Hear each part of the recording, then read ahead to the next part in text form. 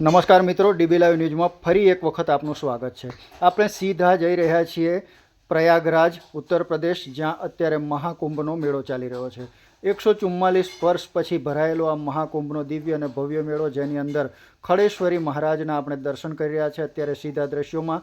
29 જાન્યુઆરી 2025નો દિવસ છે અને બધા જ સાધુ સંતોના સરઘસો, જે સવારીઓ છે, મહાસંગમ તરફ, ત્રિવેણી સંગમ તરફ નીકળ્યો છે. ત્યારે આ ખડેશ્વરી મહારાજ મહાત્યાગી, જે જુનાગઢ ગુજરાતના છે, એમનો પણ અહીંયા અખાડો લગાવેલો છે, ટેન્ટ લગાવેલો છે, એને આપણે જોઈ રહ્યા છીએ. ત્યારબાદ આપણે મીરા મેવાડ, જે ખાલસા છે, મીરા મેવાડ સંઘ રાજસ્થાનનો, ત્યાં પહોંચ્યા છીએ. ત્યાં લોકો નાચતા અને કૂદતા મને નજરે પડી રહ્યા છે. હાથમાં ડમરું લઈ અને બમ ભોલેના નાદ સાથે અને જય સિયારામની ધૂન સાથે લોકો મહાકુંભનો આનંદ માણી રહ્યા છે. ખૂબ જ અલૌકિક દિવ્ય દ્રશ્યો છે.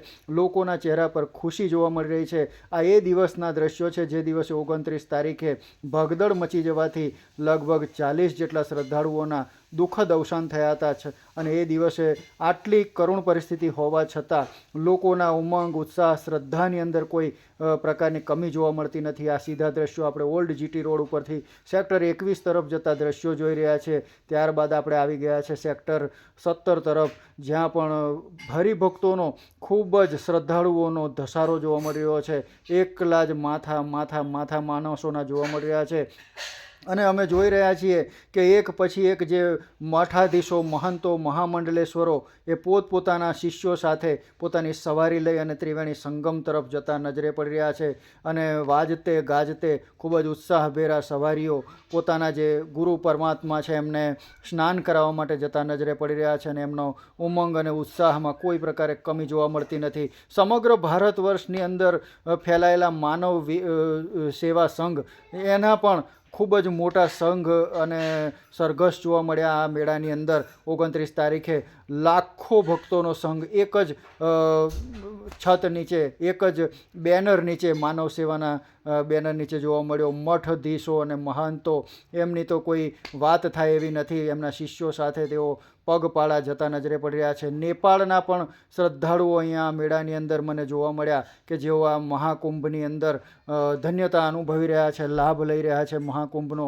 અને અબાલ વૃદ્ધ, નાના મોટા સૌ લોકો આ મેળાની અંદર પોતાની જાતને ધન્ય કરવા માટે પધારી રહેલા નજરે પડ્યા હતા. અને એક પછી એક સવારીઓની વચ્ચેથી, સવારીઓને ચીરતા અસંખ્ય કરોડો લોકોની વચ્ચેની ભીડ વચ્ચેથી પસાર થતા અમે જઈ રહ્યા હતા ત્રિવેણી સંગમ તરફ. જો કે ત્રિવેણી સંગમ તરફ જવું ખૂબ જ અશક્ય હતું, કારણ કે ગત રાત્રિએ જ, એટલે કે આજ રાત્રિએ 29 તારીખની રાત્રિએ જ, જે 28 અને 29 તારીખ વચ્ચેનો સમય, રાત્રિના 1:30 વાગ્યે એક ઘટના બની જાય છે આકસ્મિક. અને ભાગદોડની અંદર કેટલાક લોકો ચકદાઈ ગયા છે. આપણે જોઈ રહ્યા છે કે આ તો ભીડ.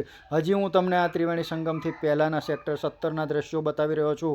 સેક્ટર 21 અને સેક્ટર 16 તરફ, અને જ્યાં પાંટૂન પુલ તરફ જે ઘટના બની હતી, ત્યાં તો પગ મૂકવાની જગ્યા નથી. કીડિયારા કરતાં પણ વધારે શ્રદ્ધાળુઓ આ જગ્યા ઉપર અમને જોવા મળ્યા હતા અને ત્યાં જવું તો અશક્ય હતું. એક તબક્કે તો સેક્ટર 21થી હું પણ પાછો વળી ગયો હતો. મારી ટીમ જે મારી સાથે હતી એ લોકો પણ આ ભીડની અંદર ભાગદોડનો એક હિસ્સો બની ગયા હતા અને માંડ પોતાનો જીવ બચાવી અને ત્યાંથી નીકળી ગયા હતા. ભોલેનાથની કૃપાથી હું સમય સૂચકતા વાપરી અને આ ભીડમાંથી મારી જાતને પાછી વાળી લીધી હતી, જેના કારણે હું આ ભીડમાંથી બચી ગયો હતો અને ધક્કામુક્કીમાંથી પણ બચી ગયો હતો. અને પાછળથી જ્યારે રિપોર્ટિંગ કર્યું ત્યારે ખબર પડી કે આ જ જગ્યા ઉપર 5 જેટલા કમભાગી શ્રદ્ધાળુઓ ચકદાઈ જ ગયા હતા અને જેના કરુણ અવસાન થયા હતા. તો આવો મહાદિવ્ય મહાકુંભ પ્રયાગરાજની અંદર ચાલી રહ્યો છે. અને આ સીધા દ્રશ્યો આપણે 29 તારીખના જોઈ રહ્યા છે. 29 જાન્યુઆરી 2025, મૌની અમાવસ્ય. લગભગ 10 કરોડ કરતાં વધારે શ્રદ્ધાળુઓનું ઘોડાપૂર પ્રયાગરાજની અંદર ઉમટી પડ્યું છે. પ્રયાગરાજને જોડતા 8 તરફની સરહદોને સીલ કરી દેવી પડી છે.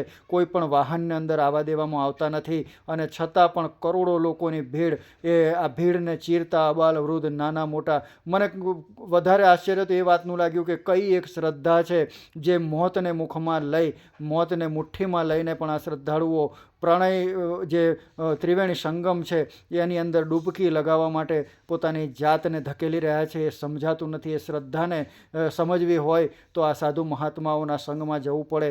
એવો આ મહાવિશાળ મહાકુંભ, જ્યાં એક જ દિવસની અંદર 10 કરોડ જેટલા શ્રદ્ધાળુઓ ઉમટી પડ્યા છે. અમુક તો કેટલાય ઉંમરલાયક લોકો છે કે જેમના વિશે આપણે વિચારી ન શકીએ. અને તમને જણાવી દઈએ કે આ મહાકુંભની અંદર સંગમ સુધી પહોંચવા માટે તમારે લગભગ આ મહાકુંભના મેળાની અંદર દિવસનું 15થી 20 કિલોમીટર ચાલવું પડતું હોય છે.